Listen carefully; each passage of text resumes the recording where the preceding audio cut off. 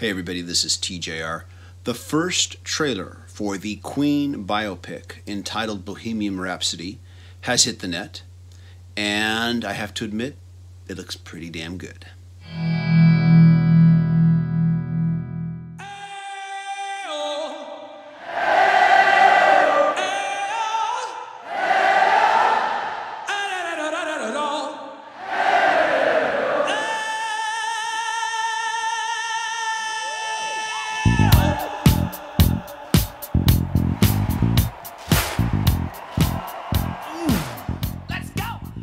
Now, I rarely do these kind of trailer reaction videos. I don't know, maybe I should do them more often, but I really felt like I had to comment on this one. I know that you should never judge a movie based on the trailer, but I would really be lying if I didn't admit that this trailer doesn't really just, increase my desire to want to see the full-length movie. So now what? This is when the operatic section comes in. Oh, the operatic section, yeah. Mamma mia, mamma mia! Mamma mia, let me go. Beelzebub has a devil put aside for me, for me, for me. The movie is going to star Rami Malek as Freddie Mercury, lead vocalist and pianist, Gwilym Lee as vocalist and guitarist Brian May, Joseph Mazzello as vocalist and bassist John Deacon, and Ben Hardy as vocalist and drummer Roger Taylor. Now, right off the bat, I really like this mashup of Queen hits that make up the majority of the soundtrack for this trailer. I think they've been mashed up in a very creative way, and personally I hope there's a longer version of this that's releasable. I think that would be a cool thing to release in anticipation for the movie. I'll certainly want to hear that. Now, in the trailer, we mostly get to see Malek as Freddie Mercury. He looks fantastic in the role, and we see him in the different periods of Freddie Mercury as well. It goes on forever, 6 bloody minutes. I pity your wife if you think 6 minutes is forever. We don't get to see as much of the other band members of Queen, but what we do see, and at least what I got to see, in my opinion, looks pretty spot on. Now, the movie is supposed to chronicle the early days of the band leading up to their appearance at Live Aid, which is the last performance they gave before Freddie Mercury's sad passing. The film is also supposed to center more on the life of Freddie Mercury in particular. Now, when I first heard this, I had fears that the movie would overlook the musical contributions of the other band members. Mercury, of course, one of the greatest rock vocalists ever, and a brilliant musician and a great songwriter too. But it sometimes gets overlooked because his personality was so flamboyant on stage. Oftentimes what gets overlooked is the songwriting and musical contributions of the other band members. What also gets overlooked is the fact that everybody in the band could sing lead vocals. Roger Taylor, for instance, sang the lead vocals on I'm in Love with My Car. Brian May sang the lead vocals on 39. Both of those songs were featured off the Night at the Opera album, which of course featured the amazing song Bohemian Rhapsody. But once I found out that both Brian May and Roger Taylor were acting as producers, I realized that this is not likely to be an issue. This film also went through a lot of difficulties in the development stage. There were difficulties with the original director, Bryan Singer, and he had to be removed and replaced by director Dexter Fletcher. Also, the film was originally set to have actor Sacha Baron Cohen as Freddie Mercury. In a 2013 Rolling Stone interview, Brian May said that the final decision was that they felt that his presence would be too distracting to the film, and that everybody left on good terms. I've also heard some reports that Sacha Baron Cohen wanted to be, or rather I should say he wanted the film to be more of a hard R-rated, gritty film, whereas the surviving members of Queen wanted this to be more of a PG-13, more family-friendly film.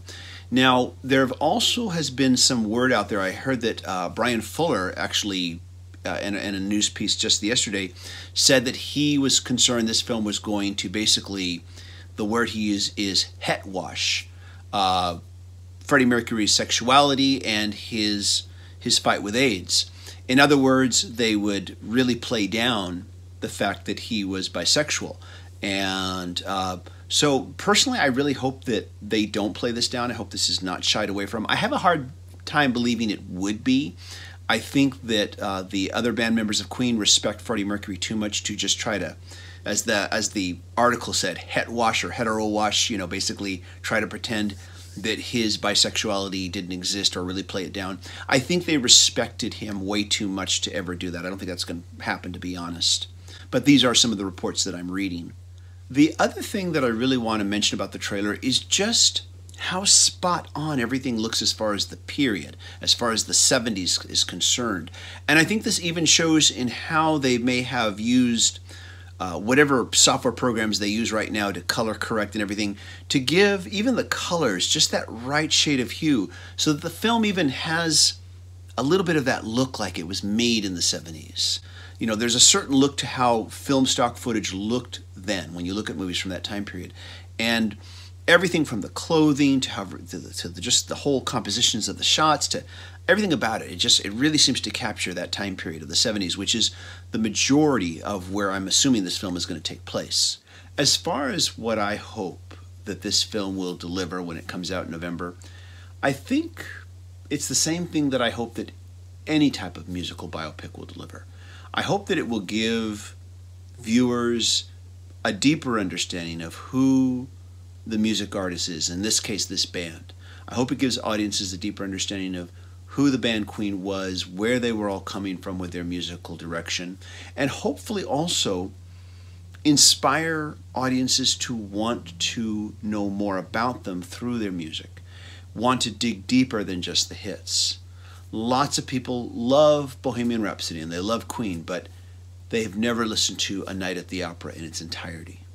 Lots of people love We Will Rock You and We Are the Champions, but they've never bothered to dig deeper and to listen to News of the World in its entirety. These are both great albums. So that would be the first thing that I would hope this movie delivers, is it inspires more music fans to dig deeper than just the hits.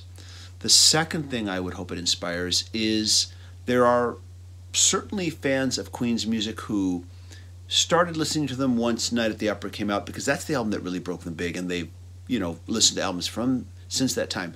But there were 3 albums prior to that that a lot of people don't pay attention to. There was Queen, there was Queen 2, and there was Sheer Heart Attack. Aside from Sheer Heart Attack, there were no real hit singles off any of these albums. Sheer Heart Attack had, of course, the hit single Killer Queen. So some people might pay attention to that album, but still not so much.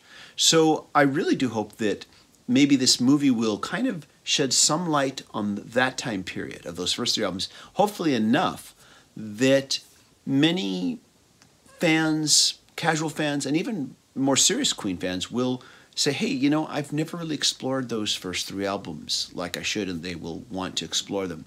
I know this was me for a while. You know, I came across Queen as a teenager with Night at the Opera, loved that album, and began to buy albums that followed that, but I ignored those first 3. So I really do hope that a lot of people will catch up and check out those first 3 albums, because they're great albums too.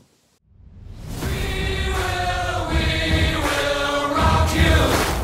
Sing it now! We will rock you.